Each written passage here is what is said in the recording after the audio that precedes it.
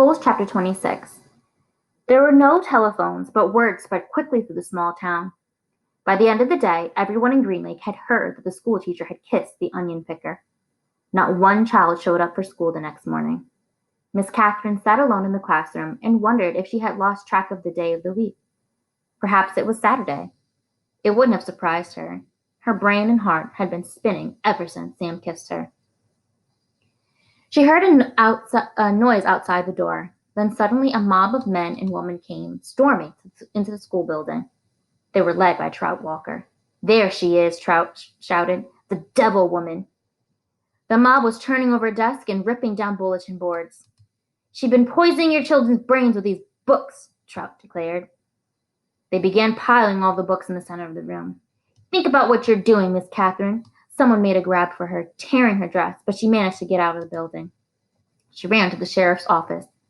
The sheriff had his feet up on his desk and was drinking from a bottle of whiskey. "Morning, Miss Catherine," he said. "They're destroying the schoolhouse," she said, gasping for breath. "They'll burn it to the ground if someone doesn't stop them." "Just calm your pretty self down for a second," the sheriff said in a slow drawl, "and tell me what you're talking about." He got up from his desk and walked over to her. "Trout has—" "Now don't you go on saying nothing bad about Charles Walker," said the sheriff. "We don't have much time," urged Catherine. "You've got to stop them." "You sure are pretty," the sheriff said. Miss Catherine stared at him in horror.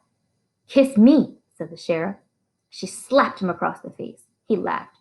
"You kissed that onion picker, but you won't kiss me?" She tried to slap him again, but he caught her by the hand. She tried to wiggle free. "You're drunk," she said. "I always get drunk before a hanging." "A hanging? Who?" "It's the law for a Negro to kiss a white woman." "Well, then you'll have to hang me too," said Catherine, "because I kissed him back." "It ain't against the law for you to kiss him," the sheriff said, "just for him to kiss you." "We're all equal under God's eyes," she declared. The sheriff laughed. "Then if Sam and I are equal, why won't you kiss me?" He laughed again. "I'll make you a deal. One sweet kiss and I won't hang your boyfriend. I'll just run him out of town." Miss Catherine jerked her hand free as she hurried toward the door. She heard the sheriff say, "The law will punish Sam, and God will punish you." She stepped back into the street and saw smoke rising from the schoolhouse. She ran down to the lakefront where Sam was hitching Mary Lou to the onion cart. "Thank God I found you," she sighed, hugging him. "We've got to get out of here now." "What?" "Someone must have seen you kissing yesterday. Seen us kissing yesterday," she said. "They set fire to the schoolhouse. The sheriff said he's going to hang you." Sam hesitated for a moment as if he couldn't quite believe it. He didn't want to believe it. "Come on, Mary Lou. We have to leave Mary Lou behind," said Catherine. Sam stared at her a moment. There were tears in his eyes. "Okay." Sam's boat was in the water, tied to a tree by a long rope. He untied it, and they waded through the water and climbed aboard. His powerful arms rowed them away from the shore, but his powerful arms were no match for Trout Walker's motorized boat. They were little more than halfway across the lake when Miss Catherine heard the loud roar of the engine. Then she saw the ugly black smoke. These were the facts. The Walker boat smashed into Sam's boat. Sam was shot and killed in the water. Catherine Barlow was rescued against her wishes. When they returned to the shore, she saw Mary Lou's body lying on the ground. The donkey had been shot in the head. That all happened 110 years ago. Since then, not one drop of rain has fallen on Green Lake. You make the decision. Whom did God punish? 3 days after Sam's death, Miss Catherine shot the sheriff while he was sitting in his chair drinking a cup of coffee. Then she carefully applied a coat of red lipstick and gave him the kiss he had asked for. For nearly 20 years, Kissin' Kate Barlow was one of the most feared outlaws in all the West. Holes chapter 27. Stanley dug his shovel into the ground. His hole was about 3.5 feet deep in the center. He grunted as he pried up some dirt, then flung it off to the side. The sun was almost directly overhead. He glanced at his canteen lying beside his hole. He knew it was half full, but he didn't take a drink just yet. He had to drink it sparingly because he did not know who would be driving the water truck the next time it came. 3 days had passed since the warden had scratched Mr. Sir. Every time Mr. Sir delivered water, he poured Stanley straight onto the ground. Fortunately, Mr. Pandansky delivered the water more often than Mr. Sir. Mr. Pandansky was obviously aware of what Mr. Sir was doing because he always gave Stanley a little extra. He'd fill Stanley's canteen, then let Stanley take a long drink, and then top it off for him. They'd say things like,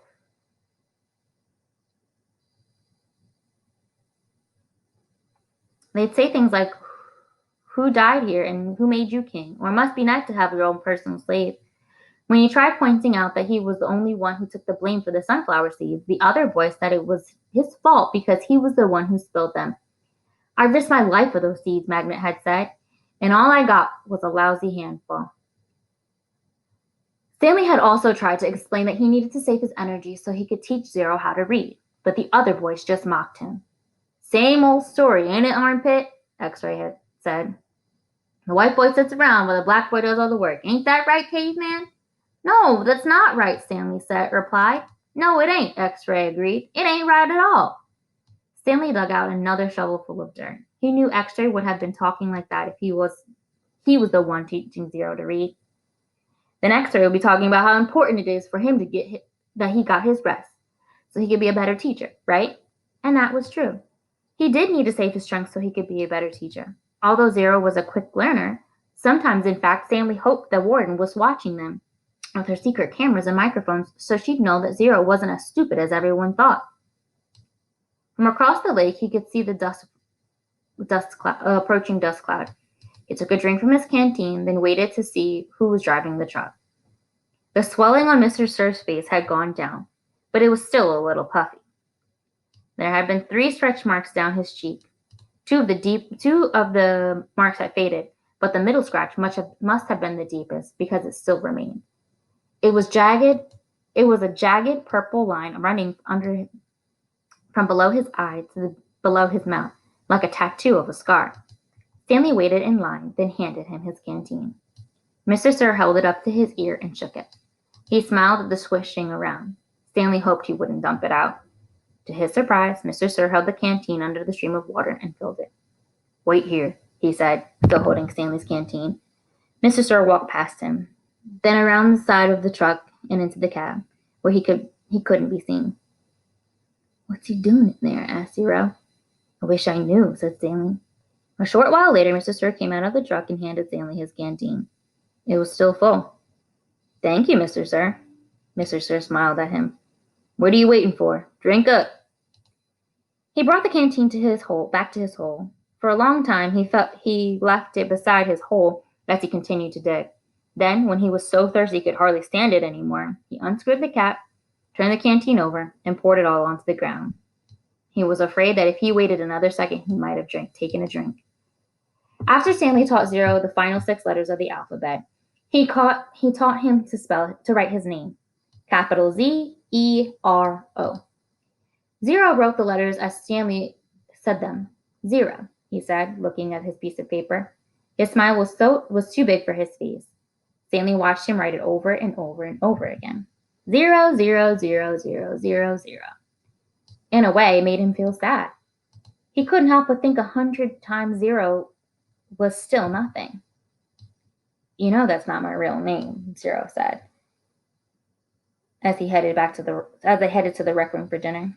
"Well, yeah," Stanley said. "I guess I knew that." He'd never really been sure. Everyone called me Zero, even before I came here." "Oh, okay. My real name is Hector." "Hector," Stanley repeated. "Hector Zeroni."